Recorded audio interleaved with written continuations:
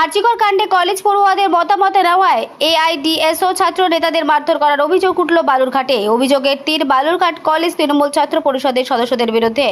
কেন মতামত নেবে তারা, তাও কলেজের সামনে। সেই মতামত গ্রহণ করার সময় হঠাৎই বালুরঘাট কলেজের সামনে তৃণমূল ছাত্র পরিষদের সদস্যদের তাদের ওপর আক্রমণ চালায়। আরজিকর নিয়ে আন্দোলন করা ছাত্র নেতাদের মারধর করা হয়, ছিঁড়ে দেওয়া হয় জামা কাপড় থেকে পোস্টার, ব্যানার। খবর পেয়ে ঘটনাস্থলে আসে বালুরঘাট থানার পুলিশ। এ নিয়ে বালুরঘাট থানায় লিখিত অভিযোগ দায়ের করতে চলেছে আক্রান্ত এআইডিএসও ছাত্র নেতা তরিত বসাক। অন্যদিকে তাদের বিরুদ্ধে ওঠাও সব অভিযোগ অস্বীকার করেছে বালুরঘাট কলেজ তৃণমূল ছাত্র ইউনিটের সদস্যরা।